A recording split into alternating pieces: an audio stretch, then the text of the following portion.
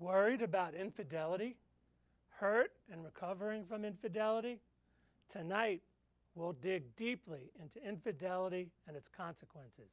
You won't want to miss this episode. Just keep an open mind. Don't be squeamish or shy. Get ready to get raw and real.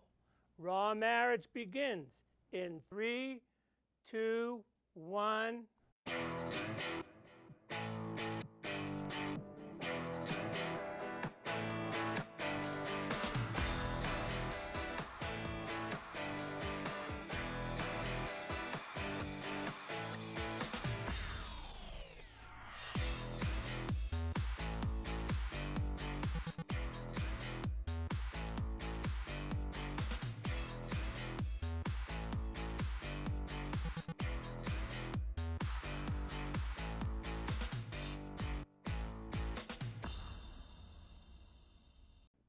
Hi, I'm Zev Halpern, and welcome to the Raw Marriage Show. Thanks for joining us. We're talking about marriage from every angle. Nothing's off limits, and nothing is taboo. And if we miss something, please email us and let us know at zev@zevhalpern.com. We have a super show lineup. Tara and Mick Carbo are unplugged in the Marriage Pulse, talking about cheating.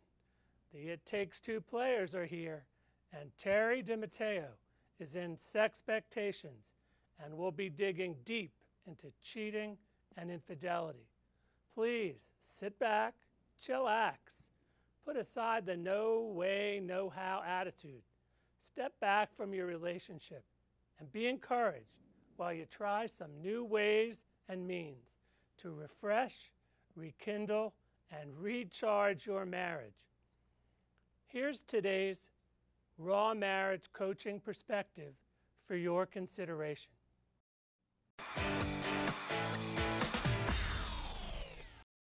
Infidelity, cheating, it happens. Listen to the songs and you'll know it happens a lot. It happens because of boredom, opportunity, anger, close proximity, the internet, and lots more, but it involves breaking trust with someone who believes in that trust. With trust gone, a relationship is in huge trouble, and the consequences can be explosive. People can get over this breach in a relationship, but with other people's opinions in your ear, mixed with resentment, sometimes the relationship is just over. Done. Finito. If you're worried about it or it's already happened, listen to yourself first. Find out if there's room for renewal. If there is, okay. And if there's not, that's okay too. Finally, if you do choose to try again and forgive, it's naturally okay to be furiously angry. Look, you were just stung in the most vulnerable place by the person you trust most. But try not to spend your life punishing your spouse. The relationship will be unfulfilling. Getting over an affair is a process that takes time, but at some point you need to let go and move on with life. Here's the It Takes Two players. All right, we have to talk about this. I'm tired of this. I can't handle it anymore. I can't take the tension anymore. I know you're sneaking in late and going right to the shower before coming to bed. When you know I'm just in the den around the corner, you can't stop and say, hey, I'm home. You gotta run right to the shower? What's wrong? Was it sweaty in the office every day of the week? I know what's going on. I know about the new secretary. And I know your late nights don't have anything to do with work. If you're doing this, have the decency to come forward, to be honest with me, at the very least. You owe me that. Be right back with Mick and Tara Carbo in the Marriage Pulse.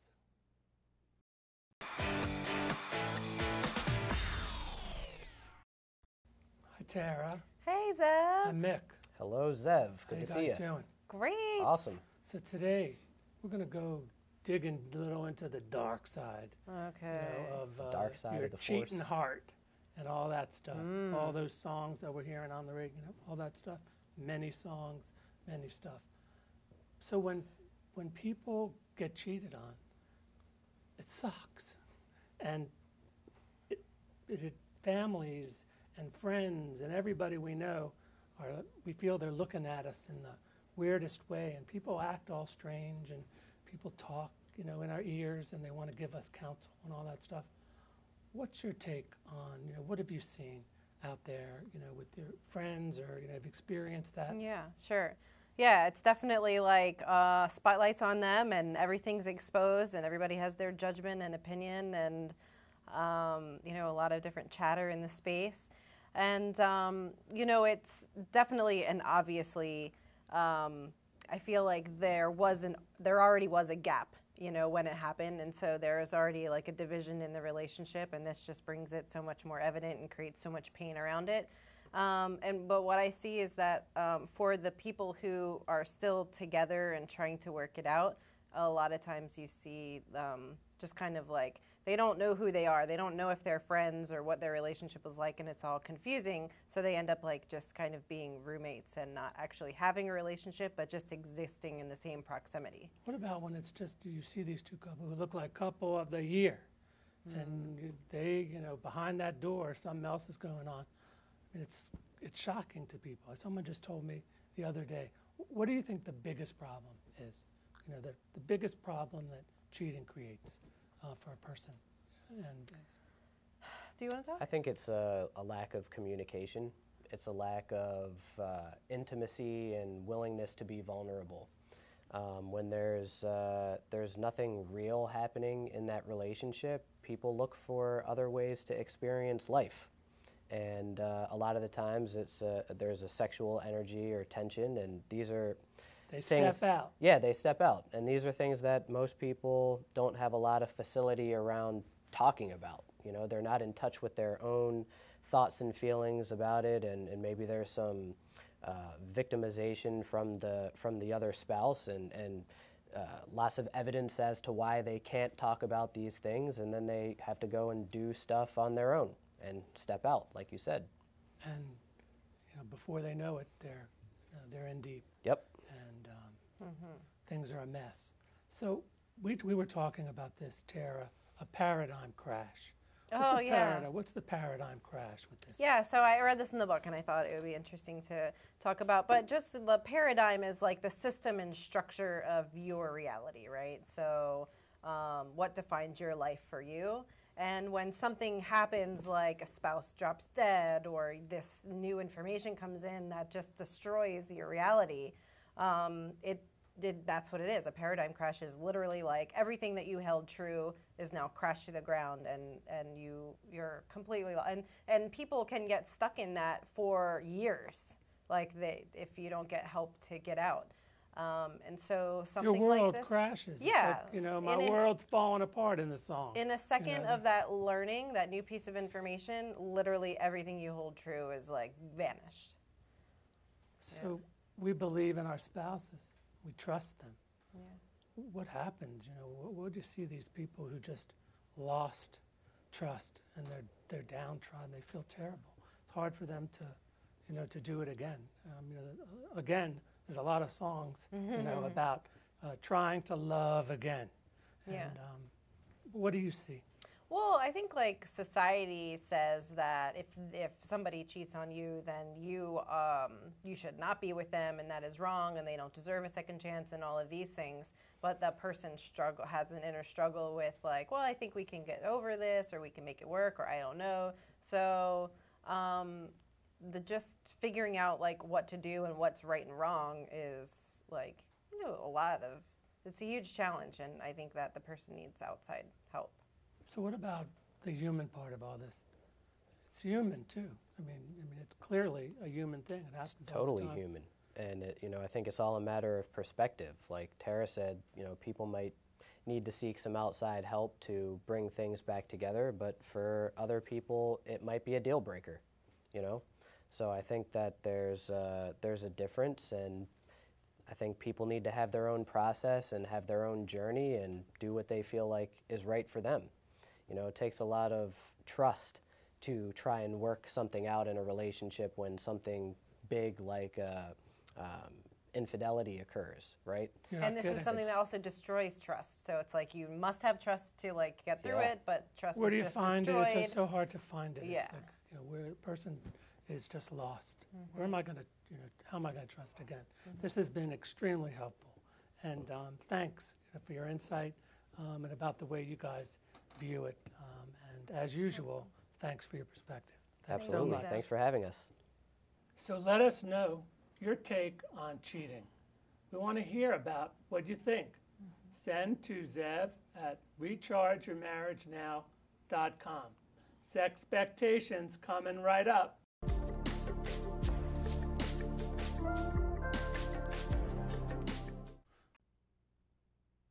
Welcome back.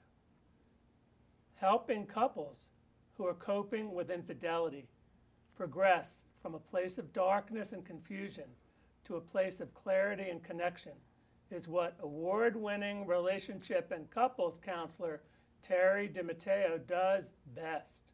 A New Jersey licensed professional counselor and founder of Open Door Therapy, Terry helps couples repair and deepen their bonds of intimacy, utilizing a relationship-centered, emotionally focused approach to counseling.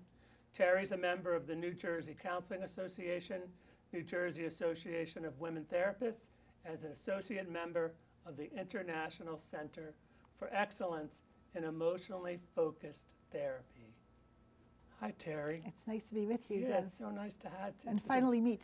Incredible. The internet. Yes. Met on the internet, LinkedIn. We'll give LinkedIn the credit. And now we're here in person. And I saw you, chatting away. Right. And it was almost like a spar. And I said, that lady knows her stuff about infidelity. Well, I and appreciate it was that. clear. Thank you. It was pretty clear. So why does infidelity happen? Right, so if you watch Dr. Phil or look at the women's magazines, you may get the impression that there's a lot of reasons why infidelity happens. But really there's, as I see it, just one. And that is when the couple loses connection with each other. They lose their intimacy, safety, and trust. Something between them gets a little sort of soggy or lax. And this creates a space for a third party to come in. So generally, a question I often ask in session is, what was taking place in your relationship before the infidelity? You know, if you can hit the rewind, what was going on between you? And that is a golden nugget, because they often talk about, we were under a lot of stress, we weren't connected, we were living like roommates. And that turning away from one another instead of toward one another for connection leaves this opening. So someone in the relationship is feeling lonely, overlooked, unappreciated. They feel their partner doesn't really love them.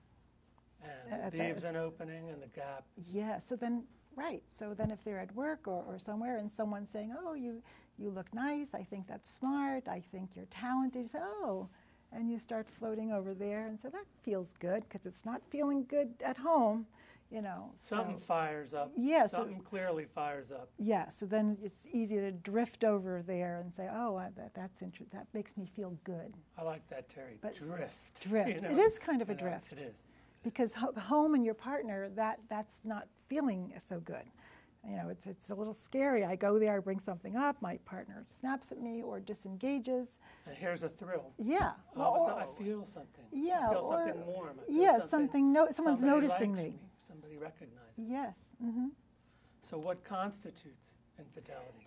So sometimes, when couples come to my office, they have a range of things. It can be something as mild as my wife is texting another man. She's involved. The friend is too close. I hear it a lot. Yeah, right. Or a full-blown, I've fallen in love with my partner. There's such a range.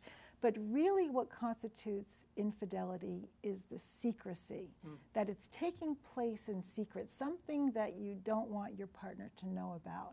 And so, so even though sometimes something's kind of light, like a texting connection or something that doesn't feel right to the partner, but it's in that fuzzy area, it's not a full-blown affair, I just refer to that as an affair-like dynamic. It's affair-like, and the trust, the secrecy, the not being forthright is sort of what constitutes it. And there's something very strange. You can feel it. There's something in the air, and somebody feels it. Somebody knows it. Maybe they even see the behavior. Yes, they're not keeping their partner safe. The bottom line is, and then one might say, well, what's the big deal? It's just a friend. It's nothing. But the partner is not feeling safe. So as long as the partner is not feeling okay about it, that's enough. That matters enough. What do you do when you discover that your partner's having right. an affair? I mean, so you get it. That day comes where it's clear. It's devastating. It's total devastation. It's a train wreck. So there's a lot of ways this can come about. Sometimes there's an inkling before something just doesn't feel right. You have a sense, but sometimes it's just a shock. With the technology, the cell phone is often the giveaway. And with things being linked, with iPads and computers and leaving that browser open. Yes, and then suddenly they say, "Oh, what's Who's that? This? Who's this? Who's this dude?" I'll see you later. And it's very shocking. It's all warm. Shocking and too warm. Yeah, and so people have different responses. Some of them sort of sit with it for a bit. They don't know what to do with it. Some are confrontational and just really say, But they're tell me eating what's themselves up a lot inside. I'm sorry? Daily, they're eating themselves up alive. If they're Totally. Not saying It's the worst thing. Zev, when I'm in my office, I overlook a beautiful downtown Westfield we were just speaking about, and I sometimes reference there's a tall apartment building outside my window, and I say if that were a metaphor for a relationship, let's say, the base of that, the foundation that holds that tall building up, is safety, trust, reliability. It needs a really solid foundation. When an affair strikes, it goes right to the core. It blows up the base. Hit. It's a direct hit. It really shatters it to the core, which means the couple said, can we endure this? Can we survive it? Because it goes right to the foundational. It's very significant. It's explosive. Devastating. Yeah, like it's just. They talk about a physical pain. I'm in pain, as if they were hurt, as if someone harmed them physically. So before the affair, this couple's avoiding conflict. They're doing this roommate thing. How's it play? Yes. How's that play? Into setting the stage right. for this happen. So a lot of times you'll hear a couple, and you must hear it too. They don't want to fight. They don't want to fight. No confrontation. No confrontation. They don't engage. They say fighting's bad. We don't want to fight. If we're fighting, something's wrong.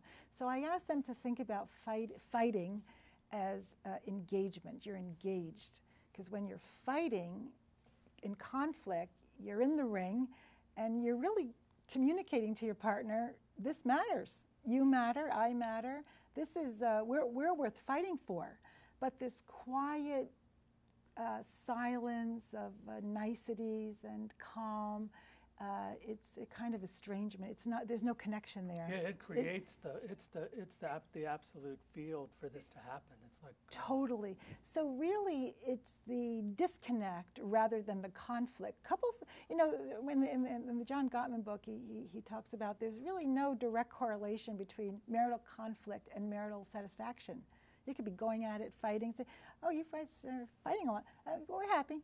Yeah, we I know love plenty each other." of people. Yeah. I mean, every day they're screaming. They hammer it They've been out. with each other forever. Right. And they scream. And they get in the ring. They say, "You matter. This matters. I'm fighting for us." I'm rolling my eyes. Yeah, I heard this what is you not. said. This is not okay with me. This is okay with me. But it's that quiet sort of.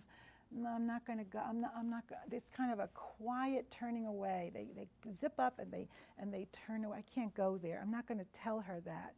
I can't share this with him. I better not go there. and then those add up, right? And then before you know it, they're in two different directions. So after the shock Yeah. of finding out that, Right. so what's the no contact? Oh, There's do you mean the no no? contact approach? Right. So this is a common. This actually is a common with therapists, and they say some therapists say. Before you can come into my office, you've got to sort of get rid of that affair partner and wrap that up, because marriage is for two. So only come to my office when you've settled that up and When you're free and clear. there's no contact with the partner. So this no contact often just doesn't work. So it's a very strange. Abrupt. It's abrupt, and the reason it doesn't work is oftentimes the spouse engaged in the affair and the affair partner, they're kind of happy. They're getting along well, and things are actually pretty good. And there's this loss And then going to happen. and There's then a you loss. cut it off abruptly, and you're not cutting it off because you've chosen it. And so if you think about it, when a relationship ends, the partners decide. They say they make it. Somebody breaks it off because it's not working. They maybe say, "This is not working for me. I can't tolerate that. This is no. We need to end it." But when an affair couple ends it abruptly, it often has the opposite effect of escalating the yearning. You actually are increasing the desire for the affair partner. It's counter. It doesn't really work. So sometimes that's a slower process, and the person engaged in the affair needs to do the breaking up of their own accord by choice, and then turn to their partner and say, I choose you. Not, well, we've been married 20 years, we have a mortgage, we have Right, two we're kids. together, we got a business our in-laws arrangement. get along, so we might as well. No, it needs to be, I choose you. I choose you. It's very different. So a couple's trying to work through this Yeah. affair. What's the best chance they have? What's the situation that creates the Right. best chance that they might recover? Right. So being honest with one another is big. Being honest, and look, if you think of it, the affair compromises the trust and safety. That's what's been compromised. That's what's in jeopardy. So that's what needs restoration, the trust and the safety. So that's the big aim. That's the overriding aim, is to restore the trust and safety and to examine, how did we get in this position? So How did we get here? How did we get here? So it's common to say, well, you cheated. You did. It's your fault. I would have never done that. Sure, we were having problems, but you Stepped out. But if the couple can sort of own that together, we got in this mess. We neglected. We got neglectful here. We didn't maneuver very well when we had a lot of stress, or when we had another child, or a transition. So a dialogue, that's a place for the dialogue, to start. Examine it. Right, it's a place. It's the lab. Yes. The right lab, to go at it. So a lot of people, should you communicate with your partner's affair partner? They just go through conniptions. They see them at the store. Oftentimes it's in the same community. Yes. What do you say? No. What says Terry? So the person who's been cheated on should not speak with the affair partner. It may sound odd, but there's nothing to say to them. You don't have a relationship with them. You do need to restore with your partner directly. That It's a hard thing. But it's so hard. And there's really nothing to say in a way. No matter what you say, it likely will just fuel the flames and not help. So the best thing is to work on just staying connected to your partner, to work on that. Keep the focus there. Incredible. Yeah. When they do it, they communicate with the partner. How do you stop them from doing? Someone tells them, go find that woman and tell her off. Oh, yeah. Who's saying that now? A friend, a friend. Oh, where yeah. The whisper is in your ear. Well, so where there it are a says- lot of when this happens. Right. So you say, can you believe she or he, engaged? but you don't have a relationship with them. You don't have a vow with them. You don't have a commitment with them, but you do with your partner. So even though it's tempting, to be honest, I feel like I want to claw her eyes out or, run her over with my car, these feelings, right? These feelings. Acknowledge the feelings, but the behavior can be different. So if you can find a way to say, yeah, I have this rage, it evokes very deep feelings, but not to act on them. Terry, this has been amazing. Pretty much what I thought, you're a lady that knows her stuff about this, and people would be, I'm sure, they would get well and recover by seeing Terry DiMatteo. Check her out, and we'll give you the information. But that's all the time we have for tonight, so stay tuned for more Raw Marriage coming your way in the months ahead. Please join the dialogue. Send in questions and comments, first name and town only, to zev@rechargeyourmarriagenow.com. To connect with Mick and Tara Carbo, check out their website and emails. Here's how to connect with Terry DiMatteo. To find out more about the It Takes Two Players, contact Chris Pennick. Here's where to find me at rechargeyourmarriagenow.com. I invite you to find out more about me, and please download some useful free tools while you're visiting. Recharge your marriage now. Enrich your marital communication skills. Reconnect for a deeper, more fulfilling relationship. Spice up your marriage and feel the love again.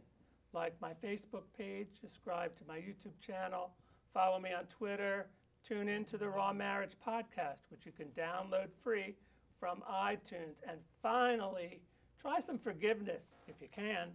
Hug, kiss, touch, talk a little, cuddle, get out more, laugh a little. Say you're sorry, you can do it. Remember, we are our mistakes and our successes. So it's okay. We're only human. You can try again. Believe me, we all know that. Thanks for joining us. I'm Zev Halpern. See you next time for the Raw Marriage Show.